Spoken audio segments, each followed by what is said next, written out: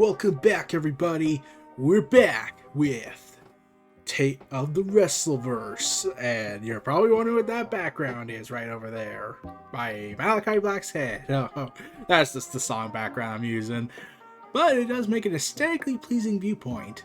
Plus, it makes it less creepy. Yeah. So, anyways, let's talk about this. So, let's talk about the sleeper hit match.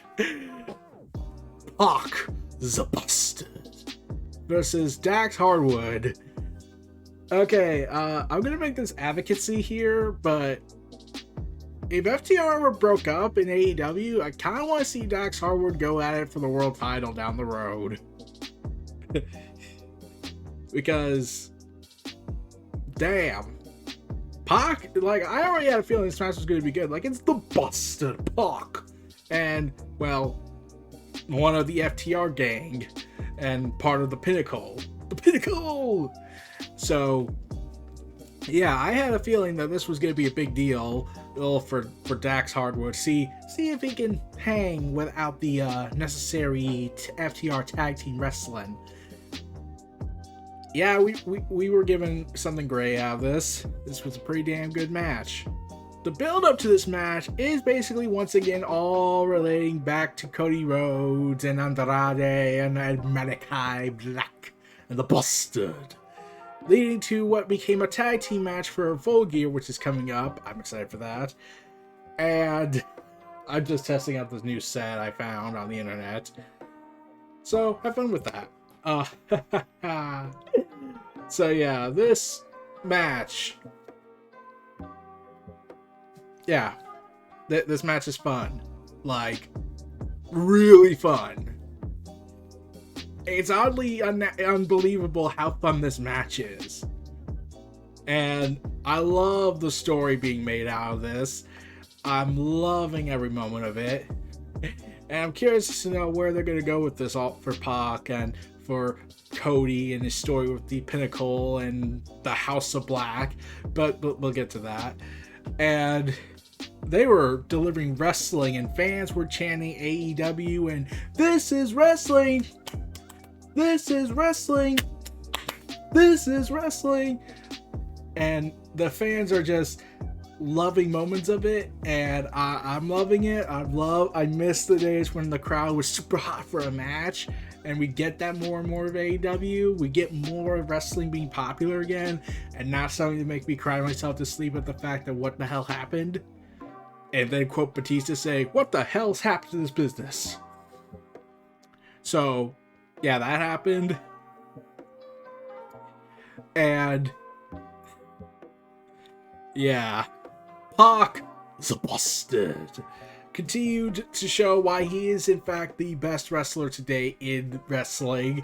One of the best, at least. Yeah, it's kind of amazing how awesome this guy is.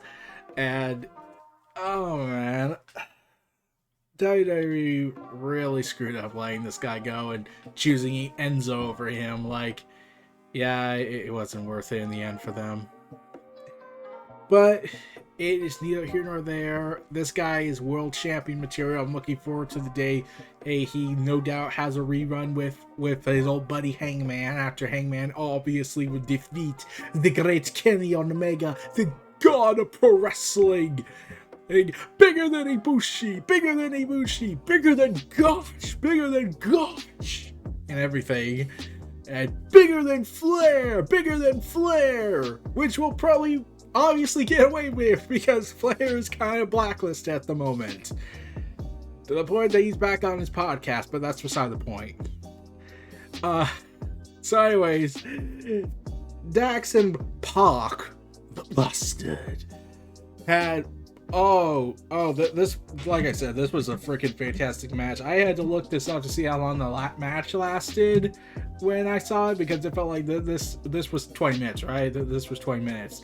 It was 14 minutes, and it's a classic. It's honestly making me think, man, get PAC with his other buddy from FTR, and we got something here. If they can prove they can hang as single stars, oh yeah, we're gonna be in business with these two. And I love how they bring up how everyone's barred from ringside. Death Triangle and the Pinnacle are banned, but Tully Blanchard has a manager's license, which allows him to be out there. So we get a short, sweet explanation right to the top right there. Pretty damn good storytelling beat you can add to it. And oh man, it's just fun. This is a fun match. And then everything goes to hell after the match because the lights descend down after PAC, the Boston, defeats Dax Harwood, bringing up his injury issues. Because even outside of WWE, you have to have the injury fetish issue thing. Attack the injured area because, I don't know, Bryan Danielson advocated for it because he's secretly using AEW to express his fetishizing life. I'm still trying to wonder what's going on with that man. But, yeah. The arena lights turned off, and we all know, like, this is Malakai Black. He's clearly the guy that's coming out. And then we see him with Andrade El Idolo. And I was like, so he's now coming out to the darkness. I don't understand how you're making me more interested. And the alliance of the House of Black and the Pinnacle go to war and attack, and they beat down FTR. They start beating down PAC, and then Death Triangle comes out to save the day, and then Cody comes out to assist in saving the day, and leading to this massive brawl. And knowing that this is not the main event, it's kind of also awesome that they have a contract signing at the end with the two characters with Hangman and Omega. So with that explanation out there, we got that big main event happening, and that's gonna be the first video I talk about after Full Gear on this channel. So look forward to that. And yeah, what's gonna happen at Full Gear in that tag team match? Because Malakai has set out the pieces. In fact, you could honestly say that really it wasn't Malakai that set out the pieces for this weird route they're going for with it.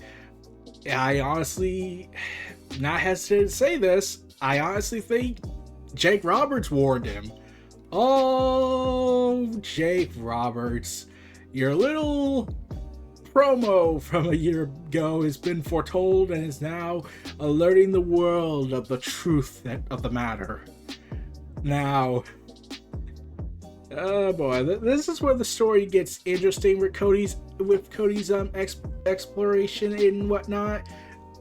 And when they started referencing more and more of Jake Roberts' promo, calling him Caesar, Hail Mighty Caesar, and I was thinking, okay, they're gonna do it.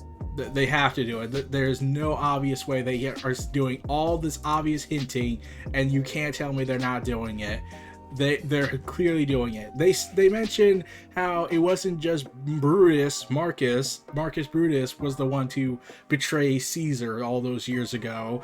But remember, this was a conspiracy plan by multiple people, which means there are more than one. I mean, like, Marcus was clearly QT in the scenario.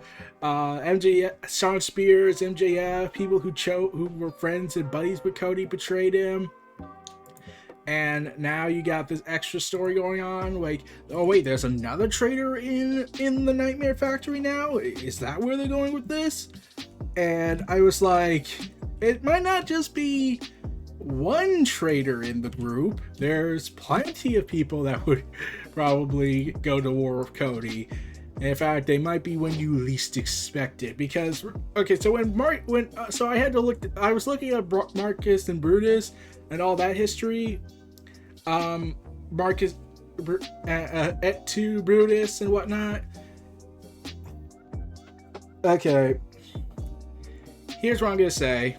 I think they're going with multiple traitors in this. Make this the Julius Caesar Ides of March stabbing, the coup to remove Caesar from power, or Kaiser. Malakai Black, I think is Malakai Black. I think Arn Anderson's involved. And And Brutus's brother-in-law was involved. Who has a brother in AEW? Oh, gee, I can't imagine Dustin betraying Cody. Oh, and Jake Roberts is clearly a soothsayer in this story, because that's what's described as the person who warned the Ides of March at one point, along with the wife, but, you know, we ignored her, but Julius ignored her. MJF was a fanatical supporter of Cody, who had his own personal ambition. That's also someone who betrayed Caesar. Let's see. Sean Spears was the first to took the stab to Caesar with Cody Caesar with the steel chair. So, are we gonna get a massive Ides of March moment in Full Gear just to make a super faction with the Pinnacle, the House of Black, since Malakai, Tommy End has been coming out and say he's gonna expand it soon? And is Jake Roberts and Lance Archer gonna factor into this? Because that would be kind of awesome.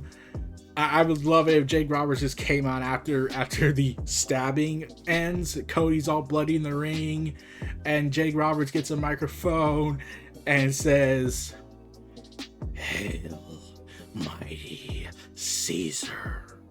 And there we got a super faction in AEW.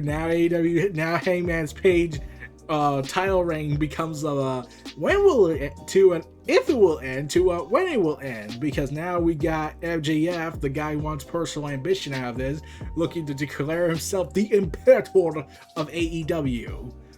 So basically MJF is both an ambitious supporter of Cody and is also Augustus Caesar in this scenario. So get ready for insanity if that happens. If that's the story they're going with this, I'm gonna be really interested. And like I knew when I posted it on Twitter, when I wrote this stuff, I'd gotten some supports for it, and some agree that this would be an actually interesting idea. Another person told me that this is sad, get out and get a job, my god. And I was thinking, well, I have a job. I work at the commissary meat department, and I do a lot of heavy lifting and a bunch of other stuff for work, and I also help with some paperwork. But, you know, we'll ignore all the logical arguments there that can be made. And I like to mention, like, we don't do this for, like, anything else. Because I say AEW, that's the evil devil. That's the devil. I can't have fun. I can't interpret storylines. I can't think of 100 different scenarios to go in my head where this could go. I'm like, some of the times I've been disappointed when I have storylines in my head that sound way better than what was executed. Adventure Time, everybody. When I watching that when I was a youngin'. Back in my day, it looked like they were gonna go Lord of the Rings dark-esque with Adventure Time, and then they went all safe routed kiddiness, and I just lost interest. So anyways, enough about my sad, disappointing and what happened to that show.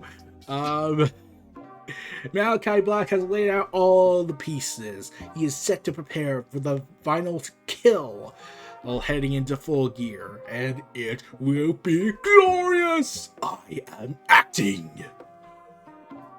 And yeah, I'm looking forward to it. It's the second most interesting story. Okay, it's the third actually. The other one's Eddie Kingston, CM Punk. Then we got Hangman and Kenny Omega. So there's gonna be a lot to unpack when that happens, so let's see where it goes from that.